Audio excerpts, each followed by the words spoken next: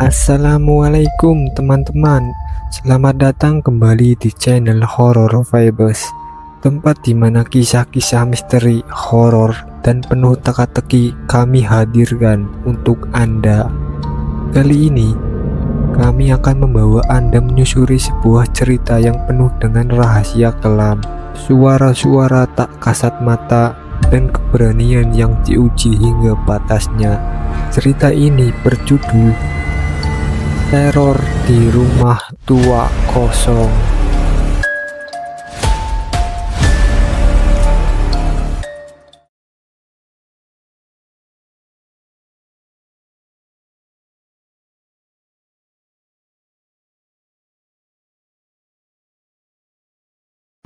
Di sebuah desa terpencil di Nusantara, terdapat sebuah rumah tua yang sudah bertahun-tahun tak berpenghuni.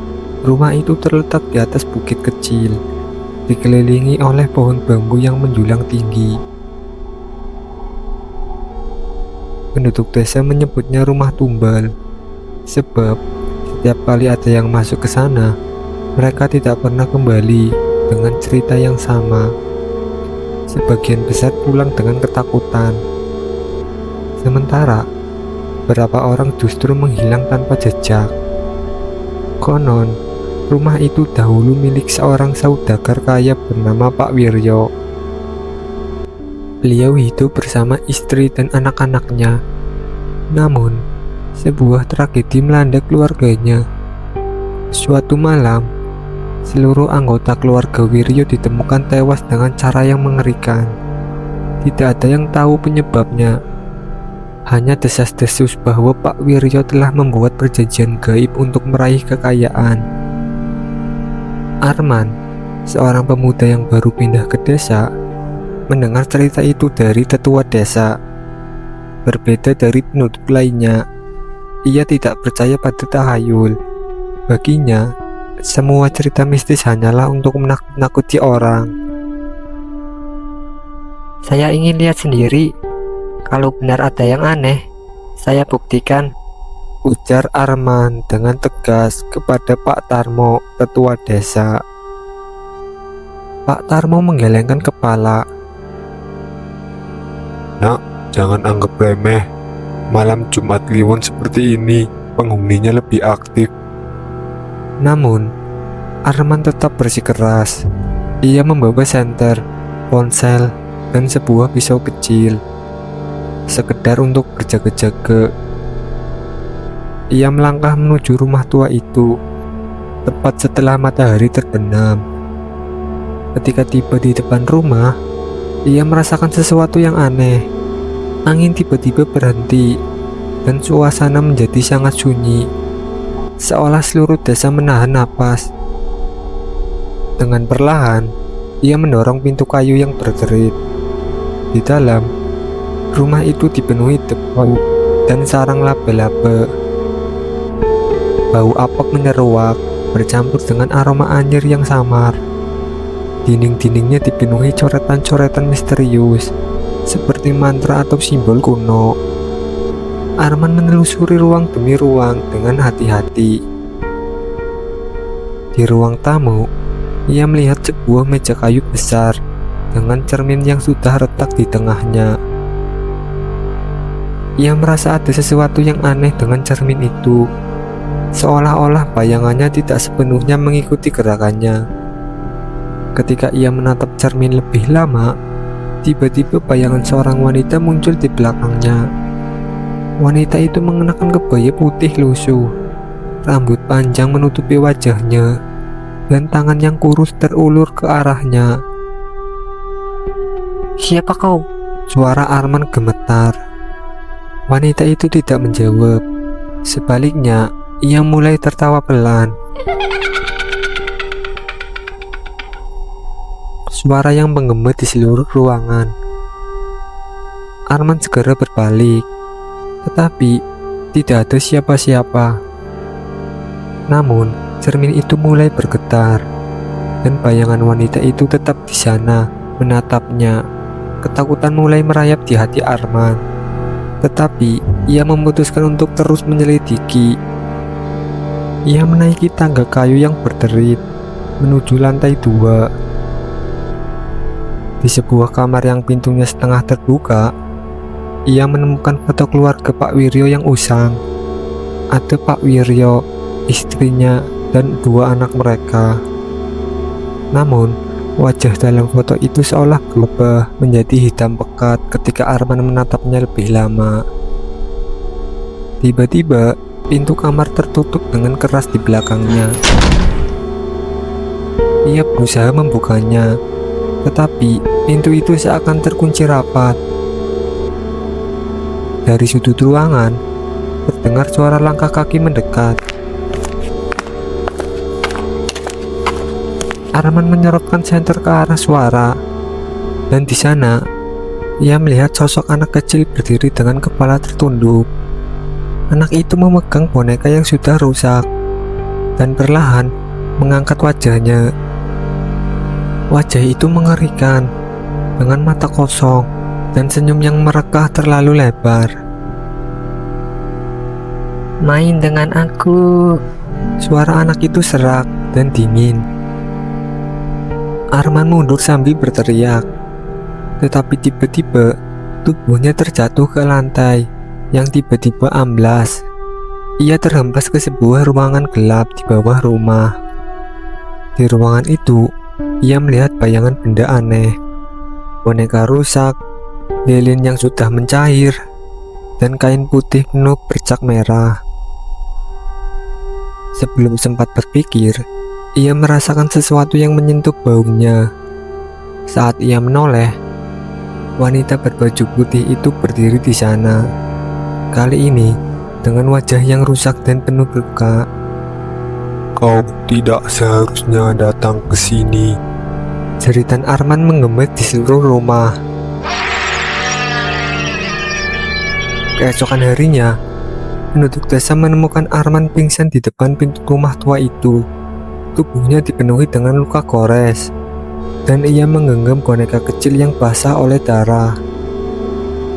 Ketika ia sadar, Arman hanya mengatakan satu kalimat dengan suara lirih. Dia menunggumu, siapapun yang datang ke sana. Sejak saat itu, cerita tentang rumah tua itu semakin menyeramkan.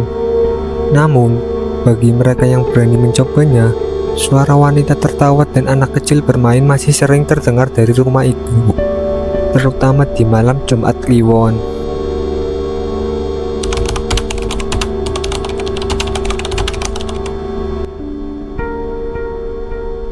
Setelah kejadian malam itu, Arman mengalami mimpi buruk setiap malam. Dalam mimpinya, ia selalu terjebak di ruangan gelap di bawah rumah tua itu, mendengar suara tawa wanita dan tangisan anak kecil yang memanggil namanya. Ia sering terbangun dengan tubuh basah oleh keringat dan matanya membengkak.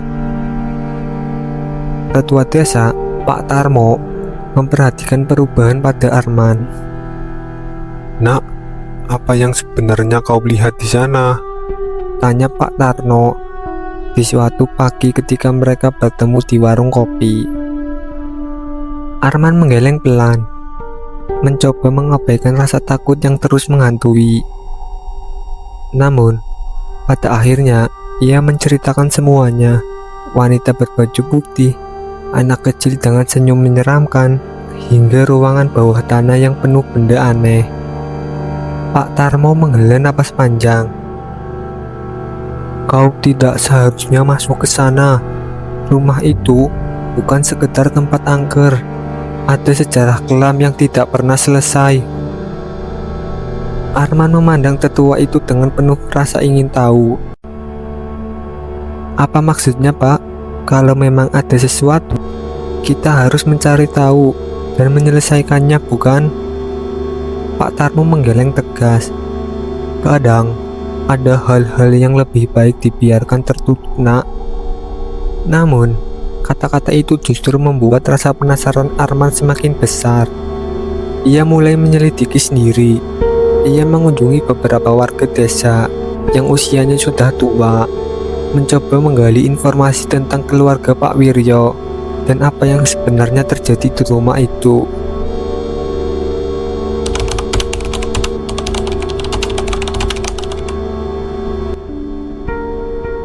Dari cerita yang ia kumpulkan, Arman mengetahui bahwa keluarga Pak Wiryo dulunya sangat disegani. Namun, banyak warga percaya bahwa kekayaan Pak Wiryo diperoleh melalui pesugihan, sebuah perjanjian dengan makhluk gaib yang membutuhkan tumbal. Pak Wiryo tidak kuat menepati perjanjiannya. Makhluk itu menagih, tapi dia mencoba melawan. Akibatnya, keluarganya jadi korban. Ujar seorang nenek. Arman juga mendengar tentang seorang dukun sakti yang dulunya membantu Pak Wiryo. Dukun itu tinggal di desa sebelah, di sebuah gubuk kecil di tengah hutan. Arman memutuskan untuk menemuinya.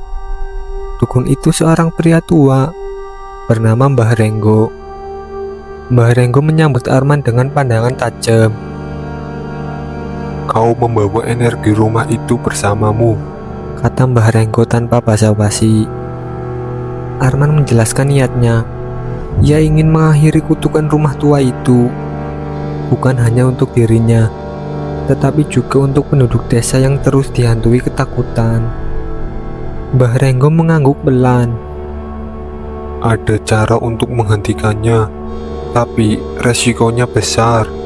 Kau harus masuk ke ruangan bawah tanah itu lagi dan menemukan benda yang menjadi pusat kekuatan makhluk tersebut. Benda apa itu? Boneka anak kecil.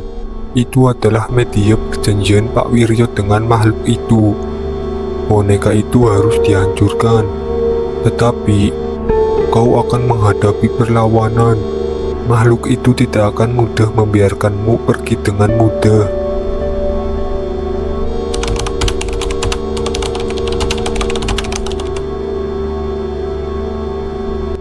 Malam Jumat Kliwon berikutnya, Arman kembali ke rumah tua itu. Kali ini, ia membawa beberapa perlengkapan. Lilin, kemenyan yang diberikan oleh Mbah Renggo, serta keberanian yang entah datang dari mana. Begitu ia melangkah masuk, suasana rumah terasa lebih berat. Udara di dalam terasa dingin hingga menusuk tulang, dan bayangan-bayangan aneh tampak bergerak di sudut matanya. Ia menuju ke lantai bawah, tempat ia sebelumnya terjatuh. Dengan hati-hati, ia menemukan tangga kayu tua yang tersembunyi di balik lemari besar. Tangga itu mengarah ke ruang bawah tanah. Di sana, ruangan itu persis seperti yang ia lihat sebelumnya. Di tengah ruangan, di atas altar kayu yang hampir roboh, terdapat boneka lusuh yang sama. Boneka itu tampak hidup, dengan mata yang menatap lurus ke arahnya. Tiba-tiba, suara-suara mulai bergema di ruangan itu. Deritan wanita, tawa anak kecil, dan bisikan-bisikan yang mengatakan namanya. Arman, tinggalkan tempat ini. Namun, ia mengabaikan suara itu. Ia menyalakan kemenyan dan lilin seperti yang diajarkan oleh Mbah Renggo. Saat asap kemenyan memenuhi ruangan, jeritan dan bisikan semakin keras, seolah-olah seluruh rumah itu marah. Dari sudut ruangan, wanita berbaju putih muncul lagi. Kali ini wajahnya lebih jelas, matanya memancarkan kebencian yang mendalam.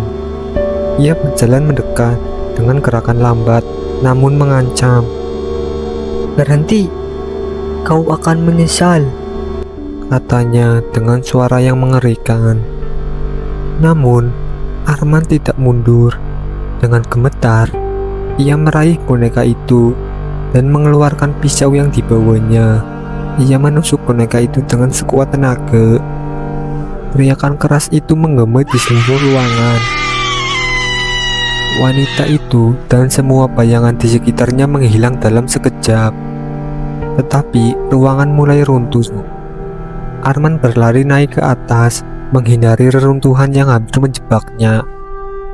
Saat ia berhasil keluar dari rumah, ia melihat rumah tua itu perlahan-lahan terbakar tanpa api. Hanya kepulan asap hitam yang membumbung tinggi. Lalu semuanya lenyap. Rumah itu benar-benar hilang, seolah-olah tidak pernah ada. Keesokan harinya, penduduk desa menemukan Arman tergeletak di bekas lokasi rumah tua itu. Ia pingsan, tetapi tidak terluka. Ketika ia sadar, ia menceritakan semuanya kepada Pak Tarmo dan warga lainnya. Sejak hari itu, desa menjadi lebih tenang. Tidak ada lagi jeritan atau bayangan aneh di sekitar bukit. Namun, Arman tahu bahwa pengalaman itu akan selamanya terpatri dalam ingatannya. Ia meninggalkan desa beberapa bulan kemudian, membawa pelajaran bahwa ada hal-hal di dunia ini yang tidak bisa dijelaskan oleh logika, tetapi harus dihadapi dengan keberanian dan niat baik. Namun, setiap kali ia memejamkan mata, ia masih bisa mendengar suara tawa pelan dari kejauhan. Mungkin cerita itu belum benar-benar selesai.